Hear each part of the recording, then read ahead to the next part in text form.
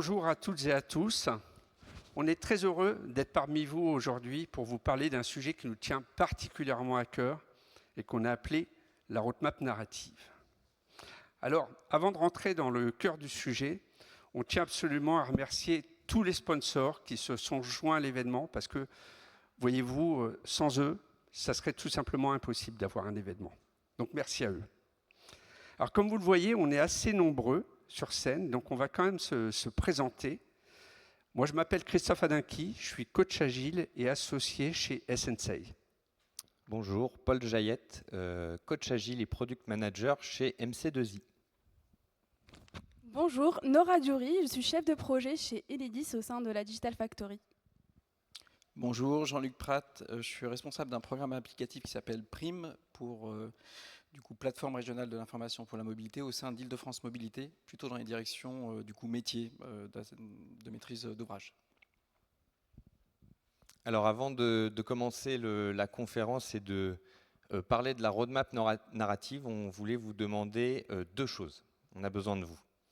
Alors je vais vous demander de lever la main si vous avez ou votre équipe projet a une roadmap. Waouh, ok. C'est plutôt rassurant. Ok. Maintenant, vous pouvez garder la main levée, mais je vais vous demander de la baisser si quelqu'un d'extérieur à votre projet peut comprendre votre roadmap sans aucune explication. Aïe. Aïe, ça fait mal. Ok. Je pense qu'on a mis peut-être le doigt sur un petit problème, Christophe. Alors oui, peut-être. Et pourtant, la roadmap, c'est bien. La roadmap, ça donne la perspective sur nos prochaines étapes, ça donne du sens à notre vision. Et puis ça nous rassure, on voit les prochains jalons qu'on va franchir. En tout cas, c'est ce que ça devrait faire pour nous. Et puis on prend un peu de recul, et qu'est-ce qu'on voit dans notre roadmap? C'est que règne la fonctionnalité. Mais alors vraiment, les fonctionnalités, il y en a partout, ça déborde même. Et pour tout dire, des fois, on a même du mal à comprendre ce qui a motivé cette fonctionnalité, pour ne pas parler de celle dont le nom est carrément incompréhensible. Alors oui, on a bien eu cette discussion sur la motivation de la fonctionnalité il y a 6 mois ou il y a 1 an. Mais notre mémoire, c'est la roadmap elle-même. Et sur la roadmap, qu'est-ce qui figure? La fonctionnalité. Alors, on peut se poser la question, et si notre roadmap parlait de progression plutôt que d'être d'une succession de fonctionnalités? Et si nos conversations avec le métier parlaient plutôt d'impact utilisateur? Et si cette roadmap, ça pouvait être un outil d'exploration des possibilités? Et si peut-être, enfin, finalement, au lieu de se retrouver prisonnier des fonctionnalités, on arrêtait d'en parler. Alors, notre roadmap narrative, justement, c'est une roadmap où on ne parle plus de fonctionnalité, on ne parle même pas de produit non plus. Oui, en tout cas, on ne va pas commencer par ça. On va commencer par ce qu'on appelle le futur désiré. Où est-ce qu'on veut arriver? À quoi a-t-on envie que ressemble ce futur désiré dans le contexte et le périmètre où nous sommes? Alors ce futur désiré, il va se décrire en termes de nouveaux comportements, de nouveaux services, de nouvelles décisions qui vont être prises par un ensemble d'acteurs. Et parmi ces acteurs, il y en a un ou quelques-uns qui vont avoir un effet de levier plus important que d'autres pour nous aider à atteindre ce futur désiré. Alors ces acteurs-là, nous on les a appelés les bénéficiaires. Et notre boulot, ça va être d'aider ces bénéficiaires à grandir. Aline va devenir Aline 2.0, dotée de nouveaux pouvoirs avec lesquels elle va nous aider à atteindre ce futur désiré.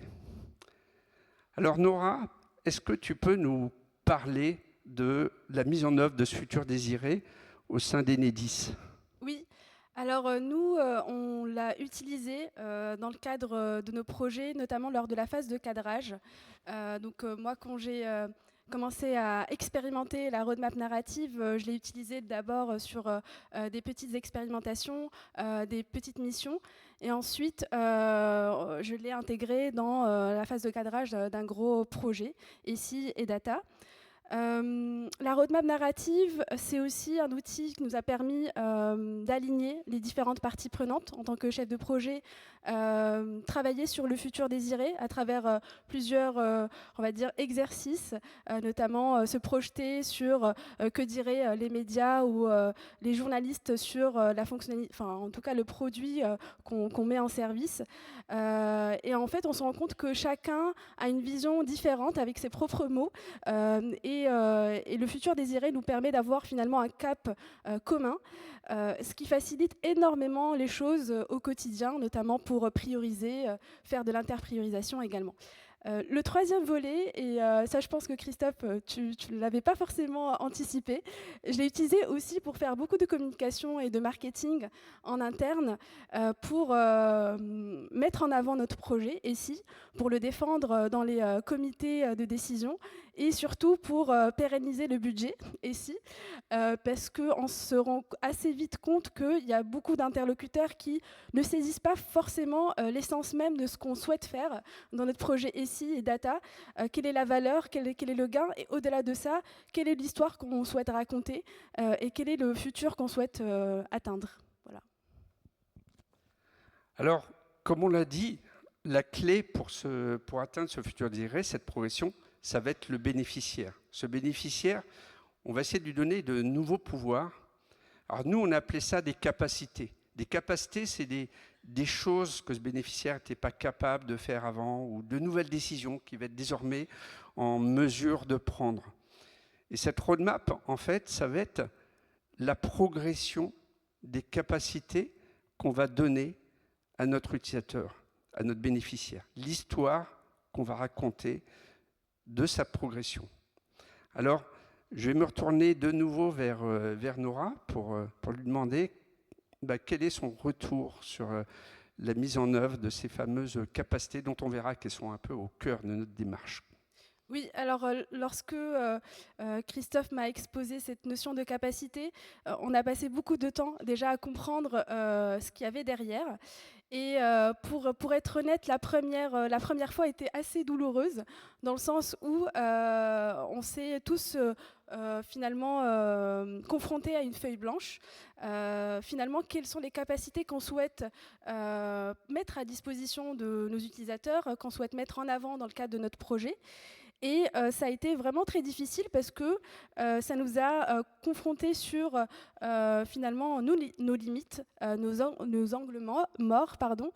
Et en fait, on est revenu à l'essentiel, c'est-à-dire mieux maîtriser notre processus, mieux le comprendre, puisque j'étais dans le cadre d'un projet finalement d'amélioration de processus.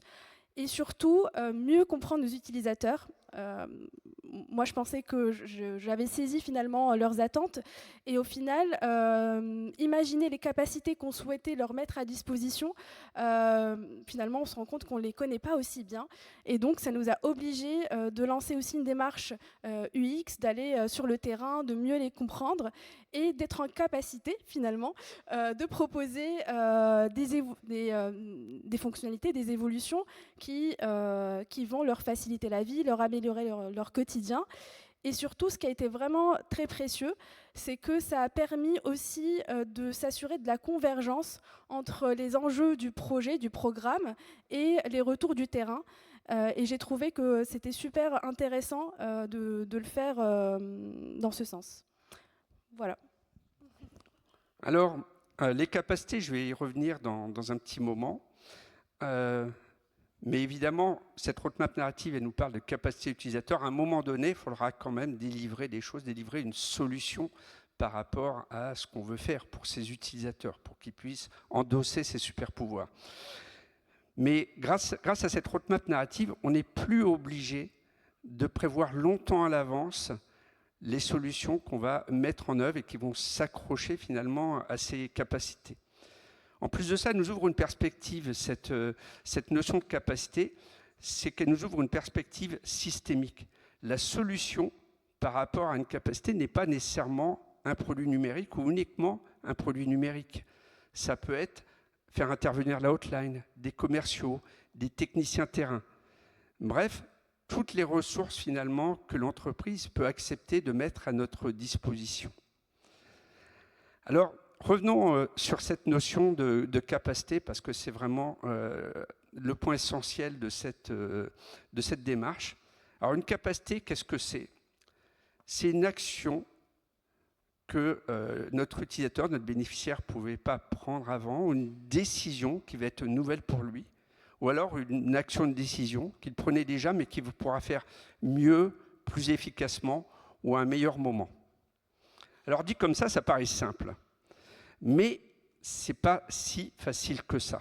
Alors nous, notre conseil, pour y arriver, c'est d'illustrer ça avec des mises en situation concrètes sur le terrain qui vont mettre en œuvre cette capacité. Et ça va nous servir aussi de documentation d'une certaine manière. Une capacité, ce n'est pas non plus quelque chose qui arrive soudainement. Un jour, on ne l'avait pas, puis le jour d'après, hop, on l'a. Non, c'est plutôt une progression, quelque chose qui va monter en puissance progressivement. Ça signifie qu'il faudra savoir adosser à cette notion de capacité un ou des indicateurs qui nous permettront d'observer cette progression. Enfin, la dernière chose à propos de cette capacité, c'est qu'il ne s'agit pas simplement de la mettre à disposition des utilisateurs et puis ils en font un petit peu ce qu'ils veulent. Non, cette capacité, elle est atteinte quand l'utilisateur est vraiment capable, c'est vraiment la mettre en œuvre au jour le jour dans son contexte d'usage. Donc ça regroupe aussi tout ce qui va être nécessaire de faire pour que cet utilisateur mette effectivement en œuvre cette capacité. Alors, on a cette capacité, on a le lien entre cette capacité qui raconte cette progression, mais je crois que tu as des choses à dire sur ce lien entre les capacités. Oui, effectivement. Alors, ce qui est bien avec la capacité, c'est qu'on peut la mettre en œuvre assez rapidement au final sur un projet ou sur votre projet. Et du coup, je vais me tourner vers Jean-Luc, si tu peux nous parler des premières mises en place de cette notion de capacité sur Prime et chez IDFM. Oui, bien sûr. Donc je vais prendre juste 2 minutes pour rappeler ce sur quoi je travaille, là, le programme Prime. Donc c'est un programme qui regroupe à peu près une quinzaine de produits qui en fait concourent à répondre à des enjeux de mobilité donc des franciliens. Donc c'est à la fois la diffusion de l'information voyageur de qualité au bon moment, intégrer des services d'achat de titres, voilà, et tout autre service pour le voyageur. Mais néanmoins, parmi ces 15 applicatifs qu'on gère, on a des applicatifs très back-office, très en lien avec la fourniture de la donnée, sur des périmètres très techniques, sur des interfaces, etc. Des produits qui sont davantage B2B ou B2C, comme l'application Île-de-France Mobilité, qui j'espère voilà, vous l'avez dans votre smartphone pour vous déplacer en Île-de-France, qui est un peu la vitrine de notre programme. Donc, tout ça pour dire qu'on a une quinzaine de produits assez différents les uns des autres. Bien sûr, on est organisé en mode agile, safe, et on a les conseils avisés de nos chers Christophe et Paul. Donc on est organisé en PI et chaque trimestre on fait voilà, un PI planning, on organise un PI planning avec l'ensemble des parties prenantes. On s'y retrouve assez nombreux, on est pratiquement 200 maintenant. Voilà, des devs, des Scrum Masters, des PO, des BA, des Business Owners et effectivement tous les référents côté métier et technique à Île-de-France Mobilité, voire notre direction. Donc là, PI Planning, on déroule, on fait notre cérémonie d'introduction systématiquement tous les trimestres où on présente les features candidates au PI à venir. Donc nous, enfin voilà, en utilisant les process habituels, on déroule, hein, on a 15 produits, donc on présente les produits, on présente les features candidates sur le PI à venir. Et voilà, pour nous en tout cas, on se disait, on fait le job, tout se passe bien, on présente les trucs, c'est nickel. Et puis forcément, on a quand même des outils de feedback, on essaie de voir comment les participants s'y retrouvent. Et en fait, on voit qu'on est sur la cérémonie d'introduction, on n'est pas super bien noté. Donc déjà, on était un peu vexés. Et puis, on s'est dit, mais comment on peut essayer d'améliorer la chose, quoi. Parce que pour nous, encore une fois, on faisait le job. Mais en fait, on s'apercevait malgré qu'on ait un programme qui, globalement, de façon en tout cas très immédiate pour l'utilisateur, in fine en bout de chaîne, on a quelque chose de très tangible. Les enjeux sont plutôt clairs, on aide à la mobilité des franciliens. Par contre, en fait, unitairement sur chacun des produits, on avait quelque chose qui était trop cloisonné. Et quand on expliquait l'histoire quelque part, 15 produits, 15 étapes, avec une succession de features où on parlait, par exemple, si je me projette sur un cas précis, on pouvait parler côté back-office d'interface, de connexion avec des API de SNCF, on parlait de CIRET, qui sont des normes d'échange, avec des termes super techniques, d'intégration de SDK, de calculateurs d'itinéraire. Et côté média, on parlait de fonctions de crowdsourcing de l'affluence. Donc là, quand je les ai cités de façon unitairement, il faut penser que dans une cérémonie d'introduction qui dure 2 heures et qu'on égrène ces informations-là de façon, produit par produit, en fait, les gens, au bout du compte, ils ne comprennent pas où on veut en venir.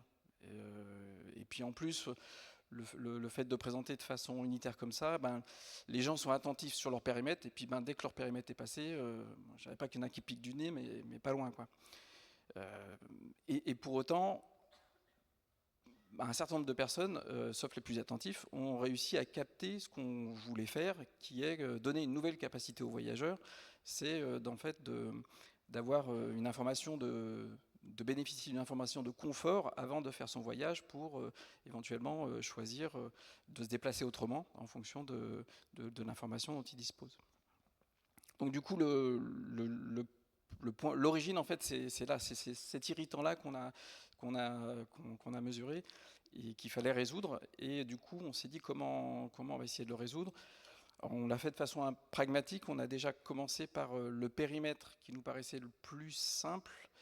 Alors tout est relatif, mais c'est notre périmètre B2C sur l'application, parce qu'on se disait on va voir forcément la valeur de façon plus immédiate vis-à-vis des utilisateurs. Donc aussi, on s'appuyait sur ce périmètre-là depuis assez longtemps sur des phases exploratoires en amont, que ce soit des études UX, même des études marketing pour savoir les besoins de nos utilisateurs. Et déjà là, en fait, sur ces démarches exploratoires, on travaillait avec une notion de cible, une notion de persona, en fait. Mais sauf qu'on ne les retrouvait pas dans la suite du discours qu'on proposait. Donc la première étape, ça a été du coup de partir des personas qu'on avait. Alors, mais comme c'était géré par différentes équipes, on n'avait pas 5-6 personas, on en avait des vingtaines, donc on a commencé à harmoniser l'ensemble des personas en essayant de bien les qualifier pour nos besoins. Et ensuite, du coup, on s'est posé la question en préparation des instances du PI Planning, pour ce persona, réellement, quelle que soit la feature, le produit, qu'est-ce qu'on va vraiment lui apporter sur les 3 mois à venir. Et du coup, on a complètement renversé la façon de rédiger et de présenter tout ce qu'on allait faire sur le trimestre. Et alors, c'est pas forcément un exercice simple. Nora le disait tout à l'heure, c'est rendre compréhensible et clair des choses qui peuvent être très techniques. Ça demande un exercice de la part des équipes, et puis de se dire aussi qu'on n'est pas obligé forcément d'être exhaustif sur l'ensemble de ce qu'on présente dans le PI Planning, d'autant que généralement dans les process, les équipes de dev ont déjà la liste complète des features et des US, etc. Enfin, pas forcément des US, mais des features. Mais du coup, on arrive là pour redonner du sens et exposer les enjeux en cérémonie d'introduction. Donc voilà, on a fait cet exercice-là, et concrètement, en termes de représentation, en fait, on s'est dit, on va sur une slide, on va mettre à gauche la description du persona. Donc on lui attribue un prénom qu'on s'est efforcé au fil du temps à garder, on réexprime ses besoins, et ensuite, en fait, indépendamment du produit, indépendamment des features, on a présenté vraiment les nouvelles capacités, les nouveaux bénéfices qu'on va apporter à cet utilisateur-là. Donc là, voilà, on a un exemple derrière moi. Donc, l'exercice n'a pas forcément été simple en fonction des équipes. Ce qui est intéressant aussi, un petit effet qui se coule que je trouvais intéressant, c'est que du coup ça a complètement redynamisé la prise de parole lors de l'introduction du PI planning. C'est-à-dire qu'au lieu d'avoir quelque chose de linéaire avec des speakers qui parlaient un peu à la suite des autres, on avait des choses plus collégiales, parce que par exemple pour Étienne et Sophie là, peut-être que typiquement on avait plusieurs produits impactés, donc plusieurs orateurs qui allaient un peu expliquer l'apport de valeur pour ces personnes-là. Donc, in fine, en fait, une appropriation plus claire de l'ensemble des parties prenantes et du coup inter-produits. Donc, ça a impliqué davantage les interactions entre les équipes. Et un meilleur alignement, enfin voilà, une vision plus claire, et voilà, les notes qu'on avait sur les feedbacks sont remontées de façon significative. Donc là, on était content. On a du coup ensuite enchaîné pour essayer d'implémenter ça sur la système démo, qui est aussi une cérémonie assez importante où on revient sur les réalisations du trimestre dernier. Là aussi, on fonctionnait de la même manière, c'est-à-dire qu'avant, on présentait par produit. Et on présentait du coup les features, on faisait une petite démo, parfois technique, voilà, avec des choses très séquencées et du coup une attention pas forcément constante des participants sur l'ensemble. Donc on a appliqué peu ou prou la même représentation. Et là, pareil, l'effet qui se coule, c'est que ça a redynamisé vraiment aussi cette instance-là, qui est devenue du coup plus ludique. Ça fait vraiment dialoguer les équipes entre elles pour préparer ces fameux systèmes démo. On a même eu des développeurs qui se sont sentis qui sont découverts des talents de scénaristes en vraiment se mettant à la place de l'utilisateur, et du coup en ayant un storytelling qui était vraiment plus ludique, plus interactif. Donc là aussi plutôt satisfait du retour. Et le dernier point que je voulais aussi aborder, là où on a aussi commencé à instaurer cette démarche narrative, c'est plus en interne à Île-de-France Mobilité, en amont des PI, pour présenter nos roadmaps. Du coup, je dirais à 5 à 6 PI auprès de notre direction. En fait, au lieu de présenter là aussi par produit, par feature, je trace le truc assez rapidement, mais on avait encore des termes très techniques, des codes des fois de projets qui étaient inscrits sur ces roadmaps-là. On s'est dit, on va plus les présenter comme ça. On va reprendre toujours les mêmes personas. Voilà, s'il y a un invariant, on reprend toujours en mettant les prénoms, les différents profils, et on va dire, voilà, quel que soit le produit et la feature, qu'est-ce qu'on va apporter en termes de capacité, de bénéfices sur les 5 à 6 PI à venir. Voilà ce que je voulais vous dire. Et là aussi, oui, juste pour terminer, le bénéfice, à court terme en tout cas, parce qu'on fait ça depuis peut-être maintenant 2-3 PI, c'est-à-dire que notre direction en fait s'approprie davantage notre roadmap, elle est plus compréhensible, c'est moins technique, et au final, c'est aussi un levier d'arbitrage intéressant pour notre direction, parce qu'en fait, on arrive à mieux décrire la valeur qu'on apporte. Et du coup, entre la priorisation, pour prioriser par exemple différentes capacités qu'on va produire, on voit plus facilement le bénéfice par la valeur, et du coup, on va arbitrer plus finement les choses. Super. Merci beaucoup pour ce témoignage, Jean-Luc. Alors, effectivement, vous le voyez, la mise en place, ça peut être assez rapide. Une fois que vous avez les personas, les premières utilisations sont très concrètes. Vous avez des intros de PI planning qui vont changer. Vous avez des systèmes démo qui vont être plus dynamiques, ça a été dit. Alors, ça peut sembler simple, mais sa mise en place vient avec son lot de difficultés. Du coup, là, je vais vous faire un Rex, plutôt sous l'aspect Scrum Mastering, Coach Agile, de la mise en place de cette roadmap et des obstacles qu'on a pu avoir avec Christophe pour que vous ne retombiez pas dedans, ou en tout cas que vous soyez prévenus. Alors, les obstacles, le premier qu'on a eu, c'est ce qu'on appelle l'existant. Alors, l'existant, on l'a vu avec les mains levées en début de conférence, si vous voulez mettre en place la roadmap narrative, il y a de fortes chances qu'il y ait déjà une roadmap en place. Qui plus est, une roadmap fonctionnalité, c'est assez classique sur les projets. La roadmap fonctionnalité, une de ses caractéristiques, c'est que c'est souvent une roadmap vue comme cruciale, voire primordiale pour un projet. C'est là où on retrouve les jalons clés, les dates importantes, etc. Donc c'est en gros, tout le monde y tient et c'est un petit peu voilà, très, très précieux pour le projet. Ça peut se comprendre.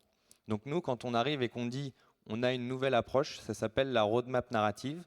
Les premières réactions qu'on a eues, elles sont plutôt mitigées.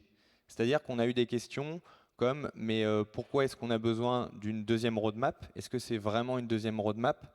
Qu'est-ce que va devenir l'ancienne? Etc. etc. Alors, nous, notre conseil, du coup, c'est de ne pas abandonner l'ancienne roadmap trop rapidement. Ce n'est pas d'arriver et de dire la roadmap fonctionnalité, c'est has-been, il faut faire la roadmap narrative pour vous recentrer sur l'utilisateur. Sachez que les deux peuvent très bien cohabiter dans un premier temps. Plutôt, ce qu'on va faire, c'est viser le top management et essayer de l'acculturer à la notion de roadmap narrative qu'on vient de vous expliquer. Donc les bénéfices, Jean-Luc vous en a parlé juste avant, hein, pour ce type de population, ça va être une vision unifiée, ça va être des cérémonies agiles redynamisées, ça va être une cohérence dans les parcours, ça va être une vision utilisateur beaucoup plus claire.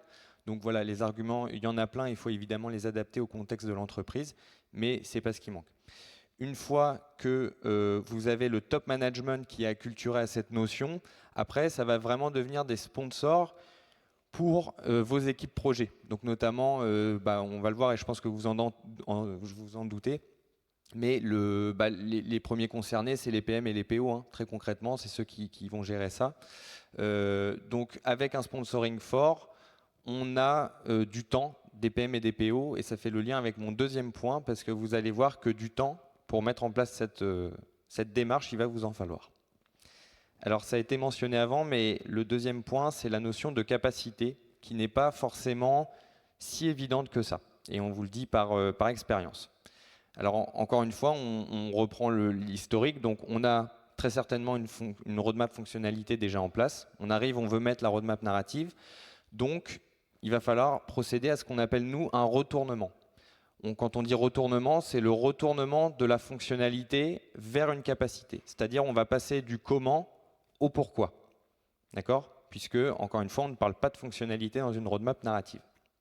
Alors, l'exercice peut sembler simple, mais vous seriez étonné de voir combien de PO et de PM ne savent pas ou ne se rappellent plus de la raison d'être derrière une fonctionnalité parce qu'elle a été mise il y a 6 mois ou il y a 1 an dans la roadmap. Et c'est malheureusement une réalité. Nora l'a aussi mentionné. Donc, une fois que vous avez commencé le retournement, c'est aussi proportionnel au nombre de roadmaps et au nombre de fonctionnalités que vous avez. Si vous avez une roadmap pleine de fonctionnalités, il va falloir faire le retournement pour chaque fonctionnalité. Si vous avez plusieurs roadmaps parce que vous êtes dans Safe, vous allez devoir faire le retournement pour chacune des roadmaps. Donc vous voyez, ça peut monter assez vite. Alors pour vous illustrer un petit peu plus concrètement la difficulté à chercher parfois la capacité derrière une fonctionnalité, on va prendre un exemple très concret qui, je l'espère, vous parle tous, c'est le guidage piéton. Okay, c'est une fonctionnalité, somme toute, très basique qu'on retrouve dans absolument toutes les applications de mobilité. Les fonctionnalités, je pense que vous les avez en tête aussi, hein, c'est un bandeau supérieur en haut de l'écran avec une flèche qui vous indique la prochaine direction. Ça peut être le nombre de mètres restants en fonction de votre avancement par rapport à votre destination. Bon, rien de bien compliqué. Alors maintenant, posez-vous la question, quelle est la capacité que je veux donner à mon bénéficiaire derrière ce genre de fonctionnalité? Ok. Alors, je pense que vous vous êtes dit quelque chose comme savoir me diriger ou tourner au bon moment. Alors, c'est pas mal. C'est un bon début, mais la capacité, généralement, elle est un cran derrière. Elle est encore plus orientée utilisateur. En fait, très concrètement, la Aline d'aujourd'hui, quand elle lance le guidage piéton et qu'elle se batte dans la rue, ça ressemble à peu près à ça. Et comme ça, elle arrive à un croisement, elle regarde dans l'air, elle se dit « mince, non, c'est pas là, c'était dans l'autre sens », elle repart. Bon, c'est très compliqué, c'est pas fluide. Nous, ce qu'on veut lui donner comme capacité, c'est qu'elle n'hésite plus. C'est qu'on la projette à Lean 2.0 dans la rue, avec son portable ou pas, peut-être dans sa poche, ça peut être intéressant, et qu'elle tourne au bon moment sans hésitation et qu'elle ne se trompe plus de chemin. Et là, si on prend cette capacité-là, eh ben, ça change complètement les conversations et je pense que vous serez d'accord avec nous pour dire qu'il y a des solutions certainement beaucoup plus intéressantes et beaucoup plus innovantes que des flèches pour donner à Lean ce super pouvoir. On peut penser à des vibrations qu'on voit sur certaines applications, on peut penser à plein de choses très innovantes quand on prend ce spectre-là. Et ça change vraiment les conversations. On n'est plus sur combien ça va coûter la flèche et quand est-ce que ça va être mis en place, mais on est sur comment est-ce que je vais faire en sorte qu'Aline n'hésite plus au prochain tournant. Et croyez-moi, il y a beaucoup de conversations qui deviennent très intéressantes et beaucoup plus innovantes. Alors nous, notre conseil, du coup, très concret, c'est de prévoir des ateliers d'1 heure maximum en présentiel avec les PO-PM pour effectuer ce retournement avec eux. Parce qu'encore une fois, croyez-nous, même les plus aguerris n'y arriveront pas tout seuls au début. C'est vraiment une notion à appréhender. Et Christophe l'a dit, n'hésitez pas à vous aider du management visuel pour ça. C'est-à-dire qu'on peut très concrètement mettre le quotidien de l'utilisateur et faire réfléchir au quotidien de l'utilisateur, peut-être aussi des recherches utilisateurs si on ne le connaît pas, pour essayer d'identifier les différentes capacités. Et une fois seulement que les PO et les PM commencent à devenir familiers avec cette notion de capacité, on peut se retirer en tant que Scrum Master / Coach Agile du paysage et de les laisser plus autonomes. Et enfin, le troisième point, c'est la pérennisation de la démarche. Alors ça, c'est plus lié à l'outillage, mais en fait, notre idée derrière ça, c'est de dire la roadmap narrative, on veut qu'elle prenne le lead par rapport à la roadmap fonctionnalité. C'est-à-dire qu'on veut que ça devienne un objet de référence pour les discussions, pour les cérémonies agiles, pour les enjeux stratégiques, etc., etc. Alors la roadmap narrative, elle a un gros désavantage par rapport à la roadmap fonctionnalité, c'est que la roadmap fonctionnalité, généralement, elle est très bien outillée.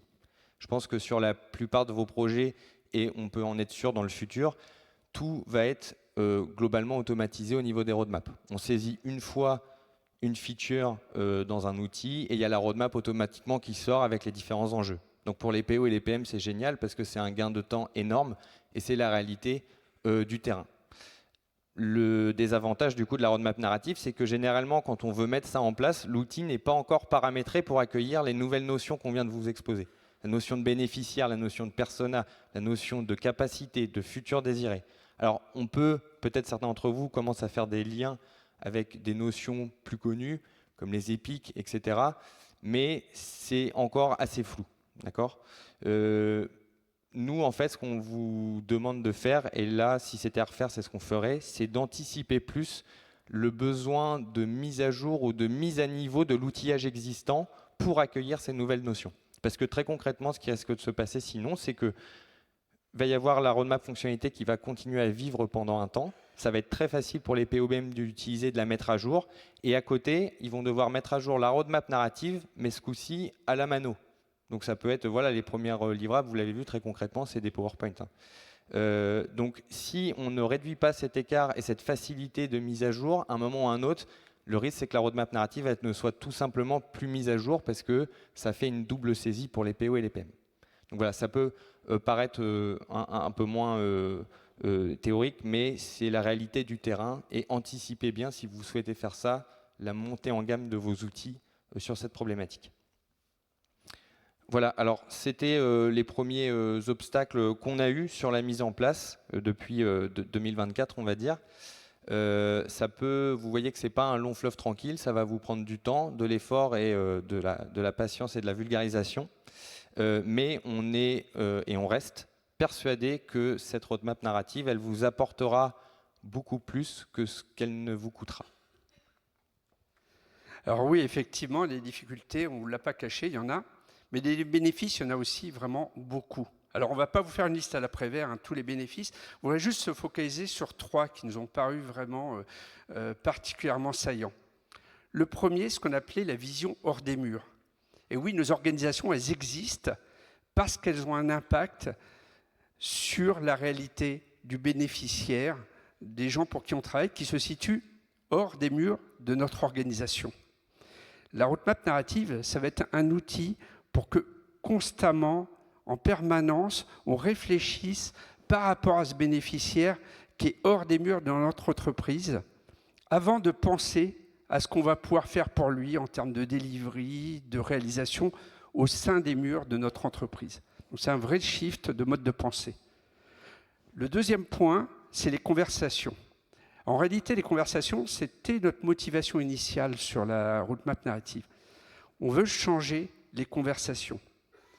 Avec les fonctionnalités, on a des conversations qui sont en forme de confrontation entre une équipe produit et du métier. La fonctionnalité, c'est un truc qui est au milieu et qui va être tiraillé. D'un côté, on va parler périmètre, délai, de l'autre, on va parler coût, estimation. Là, on va changer, plutôt que d'être en confrontation, on va regarder un tiers. Ce tiers, c'est le bénéficiaire et on va être dans une logique de contribution du métier, des équipes de réalisation, chacune arrivant avec ses savoir-faire distincts pour faire progresser notre bénéficiaire. Et ce progrès, c'est la valeur que l'on apporte. C'est plus comme dans les fonctionnalités, vous savez, où on design notre fonctionnalité, puis ensuite on essaie de mettre un chiffre de valeur sur cette fonctionnalité. Là, la valeur, elle est partie intégrante de nos conversations dès le départ. Et notre roadmap, ça va être un choix conscient de progression de valeur qu'on veut imprimer à notre bénéficiaire. Notre troisième bénéfice, c'est la frugalité. Quand on est dans un mode de pensée fonctionnalité, on va être dans une espèce de mode quantitatif. En gros, on pense que plus il y en a, mieux c'est. Quand on pense en termes de capacité, on va changer de boussole. Notre boussole, c'est le progrès, la capacité qu'on apporte à l'utilisateur, et notre mode de réflexion, ça va être de se dire comment je peux apporter un maximum de capacité en optimisant mon effort. Et encore une fois, cet effort, il ne porte pas nécessairement uniquement sur du produit numérique. On a évoqué toutes les ressources qu'on peut utiliser pour ça. Voilà. Alors, quand on a commencé à travailler avec cette roadmap narrative, pour tout vous dire, on s'est heurté à des obstacles qu'on n'avait pas du tout anticipés et qu'il nous a fallu franchir. Et ça nous a fait pas mal réfléchir. Et avec le recul, ce qu'on a compris, c'est que cette roadmap narrative, ce n'est pas une méthode, ce n'est pas un processus, c'est plutôt des concepts qui sont interconnectés entre eux et qu'on peut aborder de différentes façons. Si vous partez d'un projet tout neuf, d'une feuille blanche, commencez par votre futur désiré et déclinez les capacités à partir de ça. Si vous êtes sur un projet qui a déjà une roadmap de fonctionnalités, faites émerger votre roadmap narrative en retournant vos fonctionnalités, comme Paul vous l'a expliqué. Si vous êtes sur un très gros programme, vous pouvez organiser des roadmaps narratives en famille de grandes finalités. Et même si vous êtes sur des projets d'innovation, vous pouvez également utiliser la roadmap narrative en utilisant les capacités comme point de repère pour une démarche de continuous discovery, pour guider vos hypothèses, pour vous aider dans vos expérimentations. Alors, il y a aussi d'autres usages qui vont plus loin, comme par exemple le fait de l'utiliser pour aligner toute une organisation. Et ça, franchement, ce n'est pas des choses auxquelles on avait pensé du tout. Et je ne sais pas, Jean-Luc, tu peux peut-être nous en dire deux petits mots rapidement. Oui, alors déjà par rapport à tout ce qui a été dit, vous l'avez compris en tout cas sur les projets à Île-de-France Mobilité, notamment dans le programme sur lequel je travaille, on a vraiment observé les bénéfices de cette nouvelle méthode, donc on va continuer déjà à notre échelle de creuser le sillon, comme on dit, d'aller un peu plus loin, de vraiment acculturer l'ensemble des équipes. On sait qu'on a des challenges sur l'outillage, comme le disait Paul, à la fois pour arriver à réassocier les roadmaps entre elles, mais aussi, moi j'ai en tête d'essayer d'arriver à quelque part avec de l'outillage à mesurer un petit peu l'atteinte de nos objectifs et des capacités qu'on délivre. C'est encore assez embryonnaire chez nous, mais ne serait-ce qu'au travers des enquêtes plus marketing en amont, on voit qu'on peut arriver à mesurer des choses. Ensuite, en dézoomant un petit peu, le programme PRIME, c'est quelque chose d'assez transverse. Et là, on est confronté à des roadmaps stratégiques métiers qui peuvent être assez différentes les unes des autres. En tout cas, chacun va avoir sa stratégie. Dans notre jargon, on a ce qu'on appelle le MAS, Mobilité as a Service, qui allie notamment en lien avec l'intermodalité. On a des roadmaps sur l'accessibilité, sur l'information voyageur, sur la billettique, et des stratégies qui sont bâties en amont, dans lesquelles on n'a pas encore introduit cette démarche narrative. Et voilà, moi je suis convaincu que ça nous permettrait de nous aligner au plus tôt, le plus en amont possible, sur les différentes roadmaps, et de proposer quelque chose d'unifié, et de favoriser les échanges, parce que souvent ces sujets de roadmap stratégiques sont faits un petit peu en chambre, et du coup, en remettant au cœur l'utilisateur et les capacités à lui délivrer, je pense que ça a vraiment du sens. D'autant que aussi, moi je suis plutôt côté maîtrise d'ouvrage, et en fait, on parlait de fonctionnalité, ça fait vraiment écho à mon quotidien. On part trop souvent encore sur la fonctionnalité un peu bille en tête, même côté maîtrise d'ouvrage, sans vraiment se poser les bonnes questions pour prendre un peu plus de hauteur. Et voilà, du coup, ce potentiel-là de réalignement, de clarté, de dynamisme de programme, je pense que ça peut, en prenant notre bâton de pèlerin et en essayant d'être sponsor sur cette démarche-là, au sein d'une structure comme Île-de-France Mobilité, en fait, apporter encore plus de cohésion et je dirais, de clarté dans nos enjeux et dans les valeurs qu'on délivre. Super, merci Jean-Luc. On peut finir par les perspectives chez Enedis avec Nora. Oui. Moi, ce que je voulais partager aujourd'hui, on est dans un séminaire agile, et en fait, en quoi la roadmap narrative nous rend plus agile. En fait, au final, moi, ce que j'ai trouvé, en tout cas au sein d'Enedis, c'est qu'elle rend les directions métiers plus agiles. Je suis passée par la DSI, et aujourd'hui, je suis côté direction métier. Je sais qu'au côté DSI, on a tous les outils pour être complètement agile. On a l'outillage qui va bien.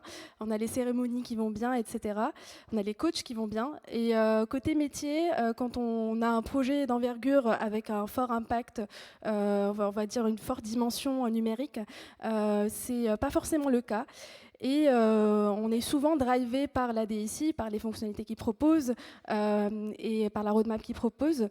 Et donc pour moi, la roadmap narrative, ça nous rend plus agiles, c'est un vrai accélérateur, et ça nous permet aussi de reprendre la main sur l'histoire qu'on veut raconter et qu'on veut construire dans nos outils, dans les produits qu'on souhaite mettre en place.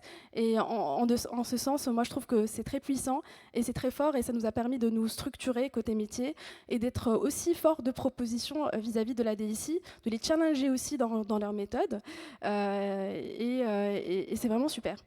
Le deuxième point que je voulais partager, moi j'aimerais aussi demain au sein d'Enedis utiliser la roadmap narrative comme un outil de pilotage, vraiment comme un tableau de bord qu'on pourrait mettre en place pour suivre l'évolution avec des indicateurs de notre lot SI et données, par exemple, au sein de notre projet.